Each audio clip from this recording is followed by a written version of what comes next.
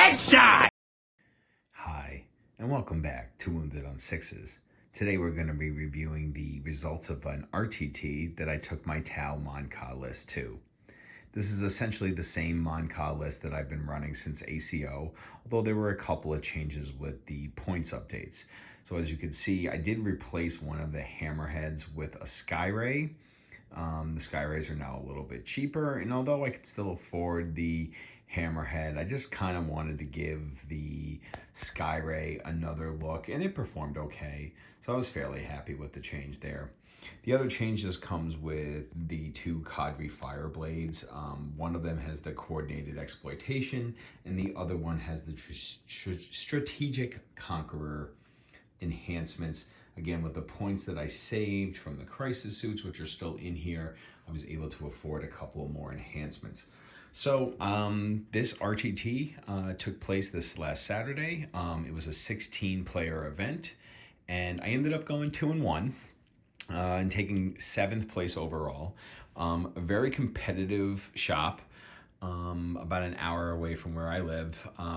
Couple of players that I've definitely seen up at my shop before, but the competition here was a little bit higher than I thought it was going to be. So I'm kind of happy with the results given that. My first matchup was against Tyranids, usually a good matchup for Tau. They were playing Invasion Fleet. The game didn't start out great for Tau. I kind of felt on the back foot. They got to go first. They got up on the objectives. They had 2 Norn emissaries, which are a real pain in the butt on the objective. But because I went second, I was able to get a great rapid ingress turn 2 with the Sunforge. And boy, oh boy, with the Sunforge, the saviors of the day. So they came down and cut a swath through this Tyranid player and essentially just opened up the Tyranid lines for me to push as hard as I could with my Breachers and my Devilfish to make a difference. They ended up killing a Horuspex, a Tyrannifex, and a Norn Emissary in the game. To the Tyrannifex, which was tagged with pinpoint counteroffensive, we had sustained and guided by the strategic or the coordinated exploitation breacher team here. They had lethals and sustained and re-rolling hit rolls, wound rolls, and damage rolls. We did 42 damage to that Tyrannifex. The Sunforge basically saved the day here, especially after we lost one of our tanks real early. One of our Riptides got hurt, but the Ghost Kill was also pretty decent.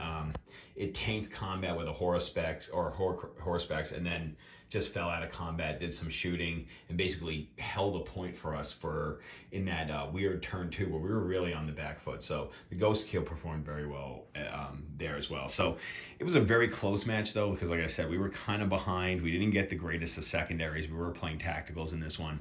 And we pulled out a close one. I think it was like 83-79. So pretty happy with the result there. And again, we have a pretty decent matchup against Tyranids.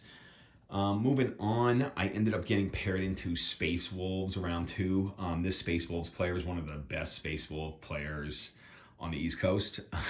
He got 12th at the ACO Open, so I would say, yeah, he's pretty good. And he had what you expect, 3 units of Thunderwolf Cavalry. Each had a leader, 4 up invols. And, I never played Space Wolves before, but I know about Wolf Jail, and I definitely got put into it.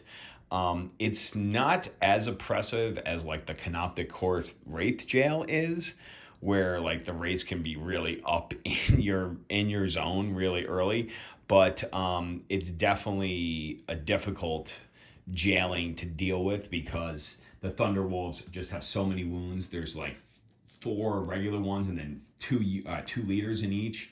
They have 4 wounds and 4 up invols. So it's very difficult to deal with the Wolves, and Tau don't have a lot. And this was also a very, very good player. So I kind of took it as a learning experience. I did not feel favored, and even if I felt favored, the player piloting the Space Wolves was just on another level than my competitive skills can take me. So definitely took it as a learning experience, and very great competitor, very gracious.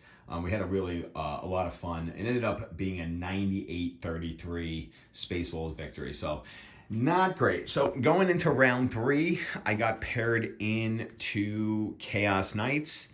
I was a little nervous. Last time I faced Imperial Knights, it was a close match, but the Imperial Knights were just able to take me out. So I decided that I wanted to have fun this last match, so I got very aggressive very early. I brought out my Hammerhead early and tried to take out one of his big melee knights. He had about 3 big knights and 4 or 5 little knights. I got one of his big melee knights down to 1 wound and just couldn't take it out from there. So it lived. He ended up killing a couple of piranhas, or I think one of my piranhas and my Hammerhead round 1, which did not feel great. And then he charged my natural objective round 2 and ended up destroying my Skyray. So I was down both of my tanks. Luckily at that point, I killed the first big knight that I had on 1 wound, and I got the second big knight that charged my natural down to 1 wound as well. So I was leaving knights on 1 wound. Again, the Sunforge came in clutch. I was playing fixed on this because of Bring It Down being so easy to get with his 3 big knights. And then also I picked Cleanse because I figured he would have a hard time keeping me off of the objectives in the middle. So on his natural objective, I ended up dropping the Sunforge, and the Sunforge ended up taking out 3 little knights. Although they lost a couple of units, even with just 1 and a commander, we took out another knight. So the Sunforge were just the all-stars of this RTT for me. I mean, without them, I'd probably lose that first game, and it's probably much closer the second game. So that was great. I ended up killing all but 1 of the little knights. Or actually, no, I ended up killing all of the little knights and 2 of the 3 big knights. I think I had his last big knight down to about 5 wounds, and his last big knight was a shooty big knight. So once I got it tagged in the combat, it really couldn't do much against me, and his blast weapons were pretty much made useless at that point. So pretty good showing there. I believe it was like a 95 to 36 victory, somewhere in there for the Tau. So all of this came together to be good enough for 7th place. Again, at a very, very competitive RTT. The local club there is, uses these RTTs to practice. And, I'm happy to say that after the tournament, I was actually invited to possibly join the team down there if I wanted to, which, I said I would definitely think about and look into. And who knows, I have been either looking to build my own team or join a team. So it was really nice to have some different competition and be invited to join with them down there. But as for the Tau list, I think this is going to be me retiring this Mont'ka list for now. I've been playing it since March. I took it to ACO. I've now taken it to an RTT. I also was testing parts of it at another RTT back in March. So I've been playing this list or variants of this list for a long time. So I think it's definitely time for a change. I think my next venture with Tau is definitely going to be Kayun list. The long-awaited Kayun list I have been working on.